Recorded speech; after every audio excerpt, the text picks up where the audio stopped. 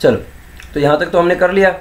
अब इसके बाद हम क्या करें, इसके बाद हम आ जाते हैं नेक्स्ट पोर्शन पे, है ना। अब एक ही क्वेश्चन है, इसमें थोड़े थोड़े से पार्ट्स हैं, इसको थोड़ा ध्यान से हम लोग कर लेंगे तो चीज़ों को आराम से समझ लेंगे। यहाँ तक 6th इक्वेशन तक आप लोगों को कंसेप्ट शायद क्लियर हो गया होगा, नहीं तो आप लोग ध्यान से और थोड़ा सा इसको टाइम लगा के देखिए, ठीक। अब आपने क्या किया, नेक्स्ट इक्वेशन आपकी न्यू इक्वेशन हमारे पास आ गया था। 7th इक्वेशन में आपने क्या किया, रेंट पे किया। कितने का रेंट पे किया है, 24,000 रुपीज़ का आपने रेंट पे किया। कितने का रेंट पे किया, 24,000 रुपीज़ का बाय चेक, बाय चेक। तो ये आपके लिए क्या है, एक्सपेंस है। रेंट क्या हो गया आपके लिए, एक्सपेंस हो गया। एक्सपेंस हो गया तो क्या हो जाएगा, आपके बैंक से पैसा चला जाएगा 24,000 रुपये, और एक्सपेंस कहाँ से माइनस हो जाता है, कैपिटल से माइनस हो जाता है, ठीक है। तो आप क्या करेंगे, 24,000 रुपये का चेक यहाँ से बैंक वाले कॉलम से आप माइनस कर देंगे। अभी तो आपको दिख नहीं रहा है यहाँ पे क्योंकि ये ऊपर चला गया है, और एट द सेम टाइम 24,000 रुपये आप क्या करेंगे, यहाँ से माइनस कर देंगे, दोनों जगह से माइनस हो। तो बताओ, इक्वल इम्पैक्ट हुआ, दोनों साइड एक ही अमाउंट से क्या हो गया आपका, कम हो गया। अब जब आपका दोनों साइड एक ही अमाउंट से कम हो जाएगा तो अब आप क्या करेंगे, एक न्यू इक्वेशन बनाएंगे, ठीक है। अगर आपने फोकस कर लिया कि हर एक ट्रांजैक्शन का इक्वल इम्पैक्ट जाए और सही जगह पे जाए, सही जगह पे जाए, तभी आपका अकाउंटिंग इक्वेशन सही हो सकता है।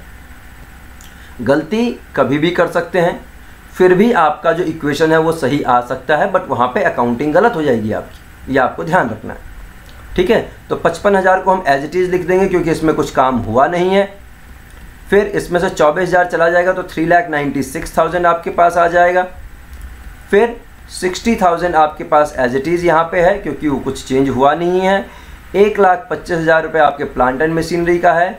30,000 आपके लिए किस चीज़ का है, स्टॉक का अवेलेबल है।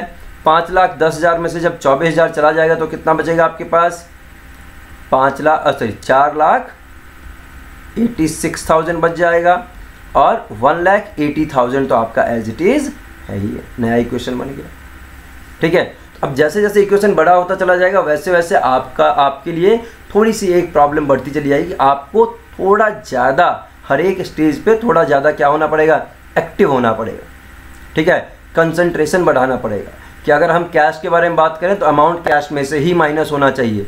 अगर आपने बैंक से कर दिया, अकाउंटिंग इक्वेशन तो मैच हो जाएगा, लेकिन जो आपने कंसेप्ट किया है वो गलत हो जाएगा, फिर वहाँ पे नंबर मिलने के लिए कोई चांस नहीं है, ठीक है। तो ये आपको ध्यान रखना है।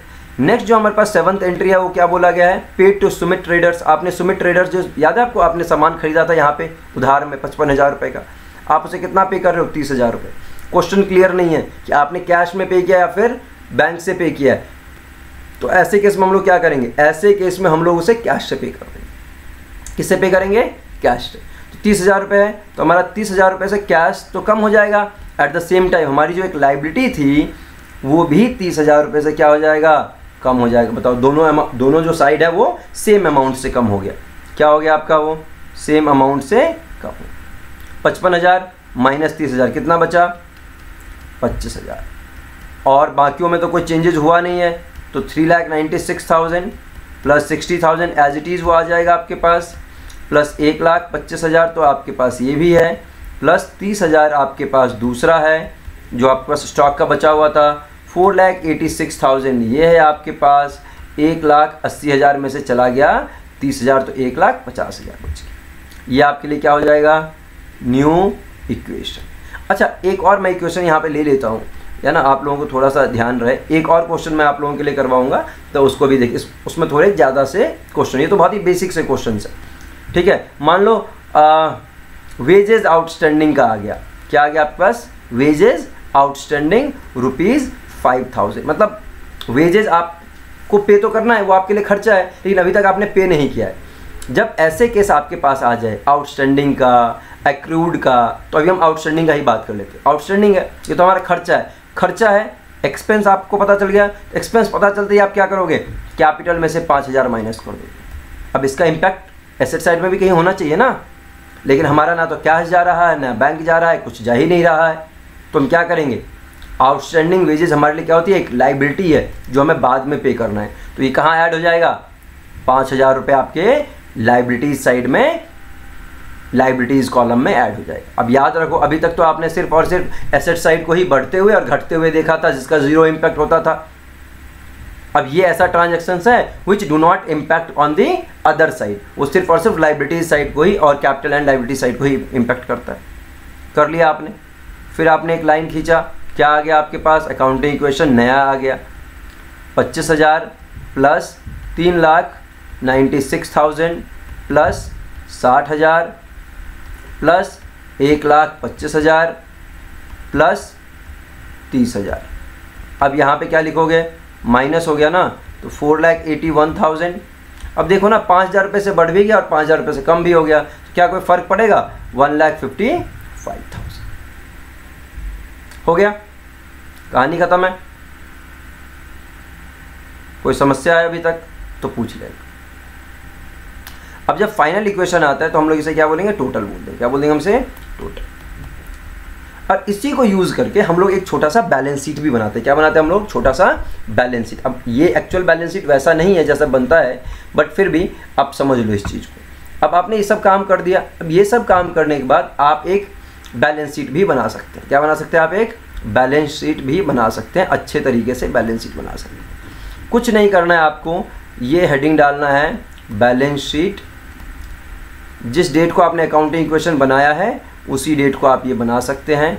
फिर आप क्या करेंगे, ऐसे लाइंस ड्रॉ कर लेंगे, फॉर्मेट होता है ये। यहाँ पे आप क्या लिखेंगे, equity and liability, equity and liability.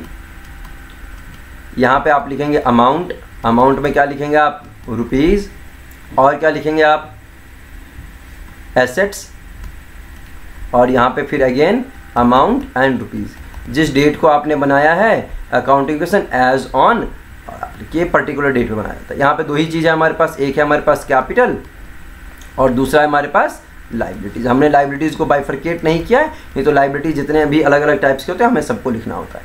Assets में आपके पास क्या क्या था, कैश था, बैंक बैलेंस था आपके पास, फर्नीचर था, प्लांट एंड मशीनरी था और स्टॉक ऑफ गुड्स थे। ये दोनों क्या होने चाहिए आपके, इक्वल आने चाहिए। तो आप ऐसे जो है ना क्या बना सकते हैं, इसके बैलेंस शीट को बना सकते हैं। अब मुझे याद है कि कैपिटल का बैलेंस 4,81,000 था और लाइबिलिटीज़ का बैलेंस 1,55,000 था। ये मुझे याद है अभी, ठीक है। तो अगर आप इसका टोटल करेंगे तो आपके पास 6, 3, 4 + 1 5 + 1 6,36,000 आ गया। जब आप कैश का बैलेंस देखेंगे तो ध्यान से देखो, कैश का बैलेंस कितना था हमारे पास। अगर आप ध्यान से देखेंगे कैश का बैलेंस बचा हुआ एंड में 25,000 रुपये है, बैंक 3,96,000 है, फर्नीचर 60,000 है, प्लांट एंड मशीनरी 1,25,000 है और स्टॉक 30,000 रुपये है। तो ये आप क्या करेंगे, यहाँ पे नोट कर लेंगे और लिख लेंगे। तो जैसे ही आप नोट करेंगे और लिखेंगे तो वैसे ही आपका क्या होगा, बैलेंस शीट कम्प्लीटली मैच हो जाएगा। ठीक है, कितना था ये मैं भूल गया। चलो, ये तो 3,86,000 रुपीज़ था, ये तो याद है।